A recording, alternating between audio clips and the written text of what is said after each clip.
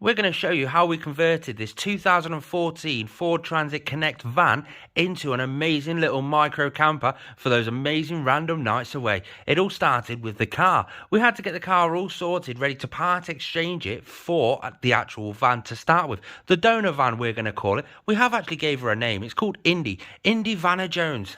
Check her out on Instagram. We had to peel the stickers off the back of the car, hoover it out, get it nice and clean, ready to take it to part exchange it. The joys of COVID actually gave us a better price for this car. The price of cars has just shot up, whereas vans have actually stayed quite stable. Once we got home, the first thing we had to do was strip off the maintenance stickers from the back of the van. Now, tell you what, this was a challenge and a half. We ended up using a heat gun to heat up the sticker adhesive so that it melts that down to make it a lot more easier to peel off. This did, however, leave a load of sticky residue left behind. We tried a number of different things to get the residue off, and we ended up finding out that White Spirit was the favourite. That worked the best. Nail polish remover came in a close second to that. We had a little chip on the windscreen we had to repair with a cheap little eBay repair kit, followed up by some touch-up paintwork just dotted around. A few little spots just needed that little bit of touching up to do. This is where we noticed there was a fair few little stone chips on the front of this van. Now, with the mileage this van's got and with it actually being a van, it's understandable, but we want to protect it. We got ourselves a little bonnet guard. It was in not the best shape possible, so we sanded it all down. There was a few missing screws and clips and broken clips, so we ordered some of them. We gave it a good nice coat of black paint. It's PVC paint. Covered it with a fair few coats of lacquer, and then we dropped that on the bonnet just to add for that little bit of protection while we are continuing the project. We noticed the old wiper blades had started scratching the screen, so we went out and got some new wiper blades. We fitted them onto the van as well. Then one of my work friends gave me a rooftop box for 30 quid. Check that out. How nice does that look now? Yes, I've got somewhere to store my bed in, some bits and bobs, and it's not like it's a small one. I mean, check the size of that. All the little black accents on the silver paintwork, I don't know, it just really goes. But now on to the confusing part that everyone seems to... I just can't find a straight answer for this. How to remove the bulkhead in this 2014 Ford Transit Connect. It's a big one for this job because it's not just a simple case of unbolt it and off it goes. Why is it not? The headrests are attached to the bulkhead. The seatbelt just there is attached to the bulkhead. If a seat is factory fitted with a seatbelt and headrest from factory, it needs to have that to pass an MOT. We obviously do want this to pass an MOT, so the way we're going to do it is we're removing this 60/40 seat and putting in place a single seat from the base model Ford Transit Connect. That should in theory sit straight onto those bracket holes that are already in the floor, and we're going to lose part of the center console, but we've got a plan for the center console a little bit later through the video. We're going to have to remove the floor inside this van. To do this, it's a few screws here and there's a few along that ridge line there, and that's just solely so we can get to some bolts that should in theory be underneath that wooden floor. My theories never actually do work out. Let's see. And then come on, yes. Needs a bit of a clean, but whoever had it last has left me a few little tools. Free tools! Woo! Let's see what's around the other side, because there's going to be something, isn't there? Let's have a look at loads of screws. Yeah, need a good scrub. I'm such a tight ass. Underneath these little bulges, there's a few of them dotted around. There is 10mm sockets. So we're going to whip out all the ones on the floor to start with, then some up the sides, drill the rivets out the top, remove the seat belt from the inside, and the bulkhead should, in theory, just come out. Once all those bolts are out, that is unbolted. We've still got the doobie-doo rivets to bolt out, but we'll come to the centre seat belt because that's attached. So we lift that clip up, and you've got a T50 torque under there. So we're going to whack this. We've only got it as an Allen key. I'd love to have it as a wrench, but we haven't. We're going to undo that and get that off now. With all the rivets out, it's just a case of pull the door seal down as far as you want, and you've got them little tiny clips, so you've got to basically lift it up and out. Look at the space! Look at the space! Oh, yes! Absolutely made up with that. Now we've got some bits to do, removing the seat belt and whatever like that, but now we're going to concentrate on getting the seats out. T50 torque, so we're just going to lift this seat up first and start attacking that bolt, then that bolt, try and get all this center console out and attack the bolts that are under there too. This next step was quite simple. We had two bolts that we could actually get to straight away. They were T50 bolts. We removed the electric box off the seat. There was 4 T27 bolts around the centre console. Some of them were hidden and underneath covers, so you got to have a look at that. We removed the USB and auxiliary lead and the 12 volt from the centre console. The centre console had a few clips underneath it to attach some of the wires. Get all them out of the way. Believe me, it was a bit of a headache, to be fair, because trying to find out all these little spots and these clips, it was a bit of a headache. But we got the centre console out. The seat opened up, 4 more bolts underneath the centre console which attached to the seat. We laid it on its back, we yeeted it into the back of the van, and that was empty. It was a mess, but we cleaned it, and then it was time to drop the new seat in. It literally was just a case of put the new single seat straight in, clip, clip, clip, done. It was done. T50 bolts, 4 of them, it was sealed straight in. The centre console can't go back in, so we're going to have to come up with something creative for that centre console. Then to get rid of the lino on the floor, we had to get these, I don't even know what they're called, tie downs? We have to get these out. Anyway, T50 bolts on 6 of them, they'll whip out, and then that like rubber lino thing just whips out itself. We had to get the footwells out to actually do it, but they're just on a couple of clips. Give them a good yank, they pull straight out. My mind's a bit too dirty sometimes. I'm so chuffed with how much space we've actually got now, especially now we've stripped some of the boarding out. That's why it just looks so big. But we have to turn the ignition on to see if there's an airbag light on there. If there's an airbag light on there, then it means we've had a problem with the electrics of the seat. That needs to go off. Yes, yes, the airbag light went off. That's an MOT pass right there. One thing I've always noticed is I've had a fair few questions so far regarding MOT passing, and I couldn't find the answer online anywhere, so I just went to a few different MOT garages. Go to the garage that you're going to get your van MOT'd at, because that's the garage that is going to know what he will let pass, if you know what I mean. We had so many different people tell us loads of different things. Go to your local, they'll tell you what they will pass. Now this is the bit that I was quite worried about. I actually let Danielle loose with the electric screwdriver. I was fully expecting to come back and find loads of home improvements done. We had to whip the floor out, whip the sides off, have a good look at the electrics, because we do want to hide some of this electrics around behind the back of the metal panels. We can't hide them all, but we're going to hide most of it, let's just say that. But I'm starting to think Danielle's a little bit OCD. Every single time I picked up a panel, she just started cleaning. I was like, okay then, you don't need to, I'm going to make it more messy, you know. No, I need to clean. Let's try and hide some of the wires. They're held onto the bodywork just by some clips. A good pull just gets it out. The earth is a 10mm socket, get that out. Thread the wire behind the back of the panel, but put the earth cable back through the hole so it hooks on the same way, just so you know you're getting a good earth connection. It can be a fiddly job. These holes are rather small, they are rather tight fitting, and your hand sometimes just doesn't fit in the hole. I'm too immature. But that looks nice and clean and tidy. We can get a board up against it, it looks great. The other side was a bit tricky. The only thing we could really move was the reverse sensor control unit. That was the only thing we could really get out of the way, because all the rest of it is really solid, really secured, and I didn't really want to mess around too much with it. We just put the box through the hole and secured it from the other side using, again, a 10mm socket. After yet some more cleaning, it's time to start sound deadening and insulating the van. We've got to get all the wooden boarding from the inside of the van off all the panels.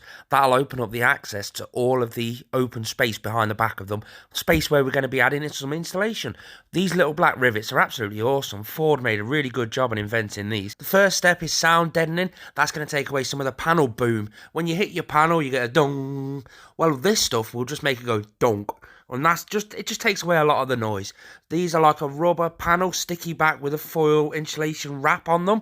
They're absolutely amazing. The idea behind these is to only cover up to 1/3 of the panel, and that's going to be enough to actually get the panel sound deadened really well. It goes on the inside of the exterior panels, and that's the most likely place you're going to get the panel boom. Just peel the sticky back off, whack it on the panels. Every little step that you can take now is only going to benefit you in the long run, so you may as well put the effort in now.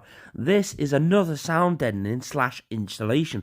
It's a foil foam covered material. That's all I can really lay it out for. We're going to use this on the floor, on the ceilings, on the sides, absolutely everywhere. A little top tip here that I found out was if you're doing behind the panel boards like I am, you get the old panel boards, you lay them down on the material and then just trace around it. That way you're going to have the perfect size. It was amazing the heat transfer between this stuff, which felt quite warm, and the sound deadening was really cold. The next step, we're going to be using this stuff. It's like a loft insulation, but not an itchy fiberglass one. This is made from recycled plastic bottles. It's absolutely amazing, and it fits in with the theme of this entire build. It was only £17 from B&Q, absolute bargain. We unravel it, let it puff itself up and get full of air, and then we start stuffing it in every single nook and cranny that we can find. The big ones on the side doors, on the back doors, all the little tiny ones in the ceiling, behind every little, just everywhere you can fit this in. We actually went through 3 rolls of this stuff. There's just so much can be fitted in some of the cavities. Starting to come together now. You see it's all really jam-packed in, all up there, all up there, over there, all in the top of the door card. Behind all these, now these have got something clever happening. So we're going to be taking this wood off, putting the new wood from the end, and it's basically going to come down, block all this part off down here as well. So that's a new piece of wood. That'll get done when we've got the wood to do it. Inside, as you can tell, we ran out of what we used, and we didn't even cover that much stuff, so there's loads of padding bulked in everywhere. We're going to get that one now, chuck it all down the sides and stuff like that. The problem we've got is, one, there's a window going in this side. I'll wide angle it. There's a window going in this side, so we can't put any in there. We don't really want to be putting too much down there for now, just in case when he's cutting the metal on the outside, we don't really want it to like catch fire and stuff. On this side, we've got a load of solar panel cables coming down, so I might just put them like behind this seatbelt bracket, straight the way down to the battery that'll be down here somewhere maybe. Yeah, that's what we'll do. But check this is how good it really works. Listen now. It's so much quieter than a normal van door. Now we don't actually need, or I'm assuming we don't actually need, a vapor barrier. Now let me explain that one. We're only going to be spending 1 night, 2 nights a month in this, so it's not really that much. Whereas if you were in it full time, you'd have a lot of condensation build up and you'd need to vapor barrier it. With only being 1, 2 nights a month, the general driving around in the van, the heating it up with the heaters and stuff, that'll evaporate any moisture that does get in, so we're not really worried about that too much. Oh, this is going to be toasty. Then once that's done, we get this stuff. This is just foil tape, and it's just a bit of an insulation barrier sort of thing, just to go over the little holes like there and all around that area. Who doesn't love playing with sticky stuff? Now we've had quite a leap forward. It's all been boring stuff, so I've not really added the video and panned out the video too much because of it. One, we've got a single centre console and dropped that in place. We actually swapped that for somebody who was doing the opposite, where he'd done a 2-seater conversion. Yeah, anyway, piece of wood in the floor, and we've managed to get this lino. This is just an offcut. We paid £12 just for this offcut, and we've actually got a little bit more to be able to do the backs of the doors. These two anyway. This top one, we've still got something special to do with that. But at the minute, we've even done that top piece up there. Check that out. Now that's for the solar charge control unit. We need to get part of the furniture in place to be able to house the giant battery that we've got for the solar system. Solar system? Solar system? Solar control, what?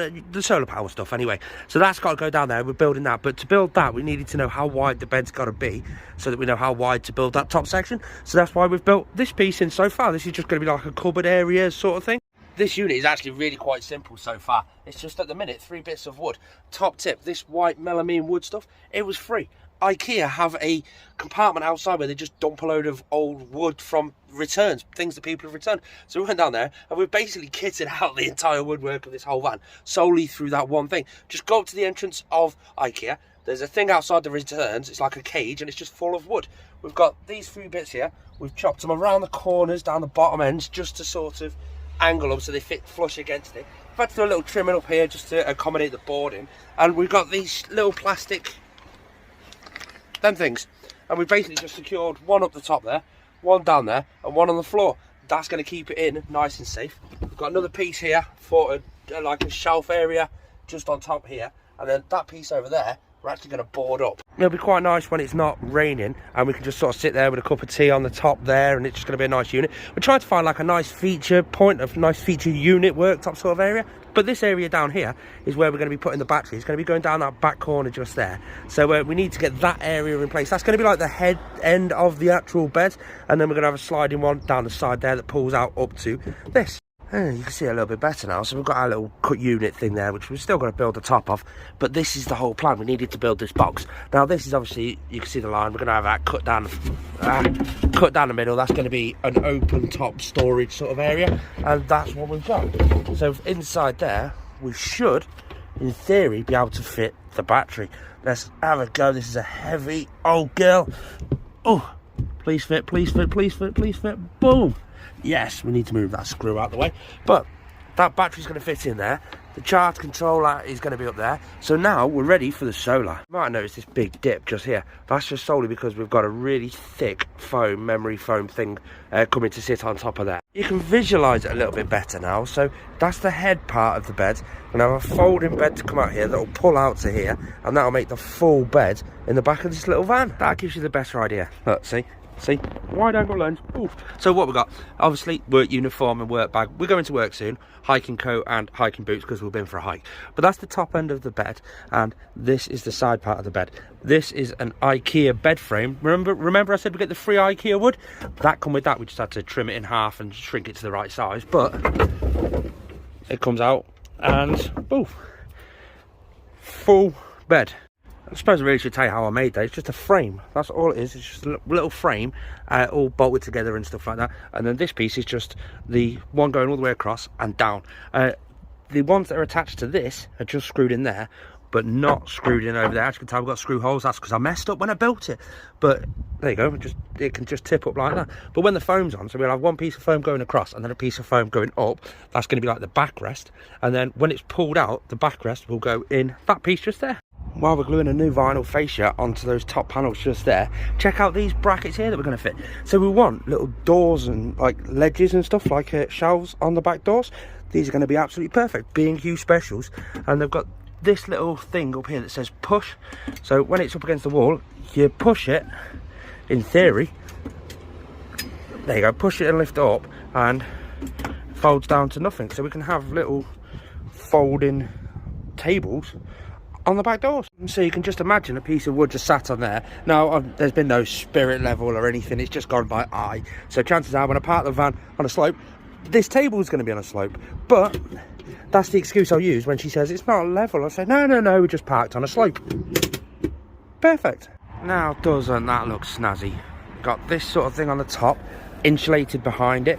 This piece over here, again, insulated behind it. Granted, I've used my normal screws, but I've also put a couple of these little blocks just to help secure it, stop some of the rattle. You do have to mind the mess. We went hiking yesterday, but we've got all of these preparational bits to do first. We've got stuff like the 12-volt controller just there, though that's the USBs. We've got the cigarette lighter there, a volt controller there, and an on-off switch. They all go into one little unit, which is just down there, and it's all going to go on the side of this unit just here. We've had to mark it out, so we've done the outside and where the actual holes are going to go. But we have to be really careful because there's a nut on the outside of all of those fixtures, but there's also a screw hole right on the edge, and we can't really go too far up here. So we're having to really cut this really finely. So we've drilled a hole, and we're going to get the jigsaw in that tiny little hole and just very gently go around all these little outlines. So now with that cut out, it's a case of drop this on, get it screwed in, get all the fixtures fitted in, and just see if the bolts will actually tighten up from the inside or whether we have to do any trimming. By bolts, I mean these things here.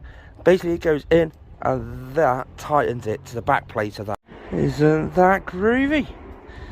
Now we've got, there we go, the voltmeter tells us what volts are actually in the battery, the on-off switch, the USB and the 12 volt. Wiring wise, looks complicated, really isn't. It come with the wires already pre-sorted basically. So it's just a case of red goes to plus, black goes to minus. We've even got an inline fuse in that. But it's all set up, ready to test fit to see if it fits. It's in, and oh no, why? Oh, it's like 0.5 millimeter out at the top. So what I'm going to do is the man's way of doing it. Get this off, get it clean, and then put it back in. Right, I'm going to have to put those bits through first. They're the bits that connect to the solar, and then get that in the right way, which is that way. Get the bottom pins in, and then 3, 2, 1. Oh, yes, get some screws in there, done.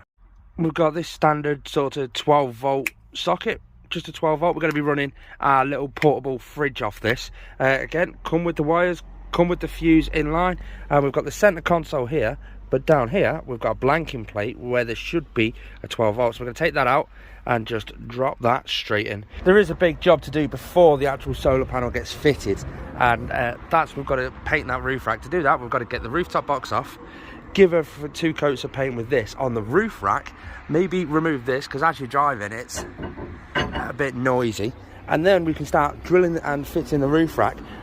So the easiest way to do this is, there you go, looks a lot better. It's a bit of a sloppy paintwork job, and I've only really painted the bits you can actually see, but it took hours and hours and hours. So while the roof rack's actually drying, it's time to start chucking some bits and bobs in. We want to try and get as much little amenities fitted, all the little things that need to be fitted, fuse box, the electric boards, the light switches. We want to get them fitted before we actually put the solar panel up there. We can't do that until it dries, and we've got to have a full day of 24 hours of basically warm, dry weather, solely to let the inlet, we've got like a flange to let the wires come through into the actual van itself. We're going to have to drill a hole and seal that up. To be able to do that, we need 24 hours of dry weather. We haven't got that forecast. It's supposed to rain and freeze tonight, so I'm not going to be doing that today. It will be in this video, just not today. We're going to put the fuse box in now. So it goes from the charge control unit to this fuse box. Where are we going to put it? The battery is underneath this board just here. So we want to try and put it somewhere around here, maybe in there, maybe up here. We don't know yet. Just a clippy thingy mabobby, somehow it comes undone. There we go, and it's like that. We've got all the little car fuses to be able to go in it. You get your positive goes up here, your negative goes down here, and one cable goes into there and then out of there, one goes into there and out of there, and so on and so on and so on. So basically we connect this up from the charge control unit. Say this one's going to be the lights go in and out there with a fuse, and we can just basically put it anywhere. I decided to put it in there with the battery. So this isn't wired up, this is just in here for placement at the minute, but I can wire everything up into there, get all sticky labels on it so I know what is what sort of thing, and then I can put the battery back in, connect it from here to here, or from here up to the charge control unit. Perfect. It's really starting to come together now. I'm well chuffed. For wiring up this, we're basically going to run the cables straight down to that back corner over there where the battery is. So what we've done, we've got this 2mm cable, you can see it just here, and we've threaded it through these holes here, all the way down the bottom. You can see the big coil of it all the way down there. It come all the way out through this gap here behind the door seal, and through that little hole there, into there, just there. So now we can connect them up together, and that's that one done. Well, that's the cables that run from the charge control unit, which will be situated there, straight the way down. Behind that just comes off with a couple of clips all the way down, and you can see the cables coming out just there. They're going to go into the battery area and connect the battery to the charge control unit. Now that there's a lot of wires going down there ready to go through, I'm going to label what the wires actually are, just for future reference. You know you're doing it right when it starts to look quite confusing in there. Now the lighting, this is going to be fun. So we've got a remote control light unit. That's where all the lights plug into. We've got 6 USBs. That cable with that little adapter there is the remote control receiver sort of thing. Then it goes into this black cable down to this switch, and then down to a cigarette lighter. We want to eliminate the switch and the cigarette lighter because we're going to be putting in one of these little toggle switches. So we're going to cut it sort of there, add on more cable so that we can link up to a switch further afield, because this amount of cable just isn't enough. Feels strange spending that much money on lights just to cut it open. Thinking we'll put the little unit there where we can attach all of the lights to, hide it up there so that we can reach every single light perfectly fine around the ceiling. Run the cable up there, go behind all this sort of stuff, make it nice and tidy behind all this, and then we're going to stick a light switch just there. That way when we come in the side door at night time and it's dark, we can just flick it on. It's just a simple case of put 2 positives, basically split the cable and put a positive on each side, and then that just cuts it on and off, so we can turn it on and then use the remote control to do whatever we want. Disco time, flashy lights, disco time. There's me on off switch. Ran the cables all the way underneath, and underneath this contraption, which I've got to sort some other way of doing it, is all the wires. Obviously nothing's connected up to the fuse box. That's the next job. It got night time, we wanted to go in and rest for a bit. We cut up the memory foam mattress, just an Ikea one. Electric bread knife worked perfect. It's time to actually wire up the fuse box. We're going to have to get it all back out again to be able to actually access it. This couldn't be any simpler. We get the sticker, and we've got overhead lights. So this one here is for the lights, and it goes just there, which means on this side is where the lights are going to go. We strip the outer cable. We've got your positive and neutral. Your positive goes into there and your neutral goes onto any one of those. From the battery, your neutral is going to go into there and your positive is going to go into there. We had little, I don't even know what they're called, securing things on the end. Drop them into there, drop the screw in, same on the top there as well, and then we add the acquired fuse and that should work. Now for the solar panel itself, you can see there you go. So we're going to put this sideways on the front, this being the front. The holes are perfect there. However, this side we're going to have to put some new holes just sort of closer to the actual upright, and that's solely so that it can actually fit on the roof bars itself. You can see the front one will go on there, back one will go on there, and then the roof box, which is obviously just there, that'll go further down. Now it did come with some self-tapping screws. I don't trust them, so I've been down to B&Q, got myself some proper bolts. I might just use the self-tapping screws just to start the holes off, get them through, then I can zip them out and send a drill in. It's just a lot easier for the drill. Now that all the holes are drilled, it's time to drill through the actual ceiling of the van. We've got to get the headliner down first. We've got some T8 bolts, just a few of them kicking around in various hidden places. Then we've got to attach this to the ceiling. Drill through the roof, obviously, attach this. That's where the cables go in from the solar panel into the actual van. Get that sealed and secured really nicely so that that's got to last a good 12 hours before it's cured properly with some sticker flex. Plus I'm lazy. Yeah, it don't look too bad, does it? But we've got all these little plastic togs up here. Now, if you want to see them from the other side, it's them. The way to get these off is just a really big yank, and then they do just pop off. Oh God, you wouldn't have thought just 2 months ago I spent 8 grand on a van and I'm constantly pulling it apart to fit things. Trying to figure out where to put this now. Now, the panel cables from the panel come from this side, and the solar charge control unit is on this side. So I'm thinking on this side, now that we're quite lucky because we do have quite a few flat spots. So maybe something like there, so it's right underneath the actual solar panel itself, and that's easy to get to if needed. Should I go that way? No, I'll go that way because then it's aerodynamic. Time to drill the roof. Oh yes, check that out. 2 bolts in on each single angle. That is going nowhere. It's rocking the whole van. Amazing. Now we've got the cables under there to thread through those 2 holes and then through the holes that we've made in the van. Before I go ahead and put the roof lining back up, I've got some more of that bottle plastic insulation. I'm going to whack a load of that up there just for sort of safety measures. Why not while I'm here? It's time for the fun bit, trying to wire things up. Now the first thing we have to do is go into this little cupboard here, boom, and connect the battery to the solar charge control unit so that the solar charge control unit knows that it's a 12 volt system. Just a couple of cables that go up through there, and they're going to go into those ones just there. And with that's connected over to that's connected, straight up and in, it's alive. It's alive. Now connect the solar panel positive and negative to the solar panel positive and negative on the charger. I'm getting so close. This is so cool. This is so freaking cool. The solar panel is charging the battery. I'm not being funny, but check it out. It's an overcast day and it's still charging at 13 volts. Now I've got to get those extra 2 cables there, go into the outlet. That goes direct to the fuse box and then direct to the electrics. The only electrics we've really got wired up is a 12 volt down there and that little box unit down there. I don't know what that was, but we'll see whether it blows any of the fuses that I've put in or see whether it works. I'm wild chuffed. So straight away, it blew a 10 amp fuse for that unit down there. I heard it pop, which is good because it did its job, but that either means there's a problem with that unit or that was a fuse that was too small. So I've upped it to a 20 amp and it hasn't popped, so we'll see where it goes. Let's try that 12 volt socket because that's run solely off the 12 volt leisure battery. If the light comes on the ring on the outside of this, it works. And there's no light, damn it. It blew a 5 amp fuse. Let's try it again. Still no light. What? It didn't blow the fuse on the fuse box, but there is an inline fuse with that one, which I'm going to have to check that one. Let's go back down here and check the 12 volt. No, what's happening? For that one, I don't know how well you're going to see this. Let's see if I can focus. Well, either way, it blew the inline fuse, just popped it straight away. So do I eliminate that inline fuse and just operate off my fuse?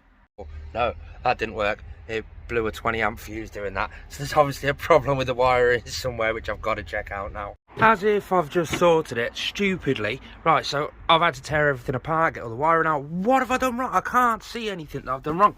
I'd crossed the positive and negative going into the fuse box. What a goon. There we go.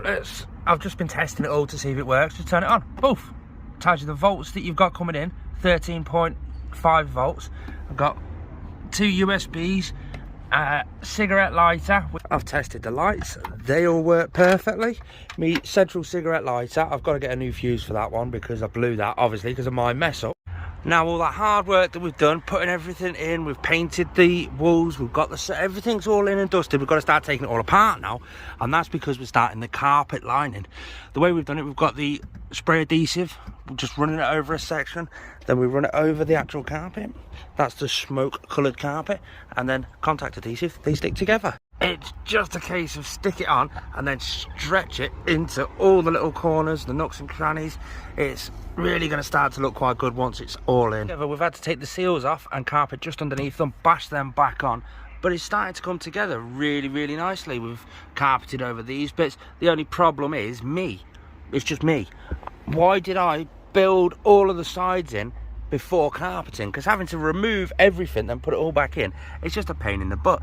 We've got this starting piece on the back, we've got to do that all underneath and then underneath the seal, but nobody told me how much spray glue you actually go through. This one's empty and that's our second one. Can't believe I actually had to take everything down. Lesson learned, put the carpeting on before we do anything else. But we did take a trip down to B&Q this morning. One, we needed more spray glue. Two, there's the ceiling. You can see I've measured it all up, I've done all the lines and stuff like that, so hopefully it should fit perfectly. We are only going to be doing one piece of ply. One, it's going to be attached to the bottom of these, which means we get this much room underneath between the ceiling and the actual ceiling itself, so that we can fit in so many lights and we can fit in loads more insulation. It's going to make winter camping so much more comfortable. I'm going to paint it a nice grey colour, solely because she already had that grey colour from painting the boys' room, so it just makes things easier and cheaper. Just some self-tapping screws straight into that ridge over there, and on the back up here we're just going to stick a beam of wood there, screw it straight into the metalwork, and then screw the ceiling straight into that. For a first attempt, it really doesn't look that bad. We've even managed to get right up in the corners all the way up there. I've got a bit of trimming to do, but it's now time to move over to the ceiling. That's where this comes into place. We've cut it all out ourselves, got the right measurements, LED lighting. We've put a little tiny hole in, thread the wires all the way through, and then they connect into this tiny little box just here. This box then connects onto that little wire that's sticking out there. Inside that is a sensor for the remote control system so that we can remotely operate it. And if you have a look all the way down there, that little light switch is to turn them on. I don't call this a mess, I call this, I don't know. Leave your comments in the description, tell me what you think this is called. It's just organised chaos, that's all it is. Finally got the roof up. We had to take a few little attempts to try and sort of get it up into the frame, because the frame has loads of little manual holes already in it, and we would just go straight up into them. But we've got the lights up. Big question is, love, do you remember where the remote control went? While she tries to find the actual remote control, we did actually fit the light switch. So in theory, we hit that, whoosh, check it out, they're all on. Every single one of them works. Wow, chuffed. We found the remote control. Go on, turn them off. Poof, off. Wow, we've got all brightness settings and everything on that remote. The light's starting to fade a little bit, so let's try the lights. Check this out. So it's nice and dark. We go down to the light switch there, and we just flick it on, and they actually work. All 6 of them working perfectly fine. We've added a few finishing touches, that little plaque up there, the splashback, and then this like coving stuff, we put it there, and we've used it as skirting board around the edge as well. We're using this all the time now, so there's still loads of bits to do. We've got a mirror to go up here with a couple of coat hooks, we've got some rope to go around the trim, but that's everything for this video. If you're new around here, subscribe.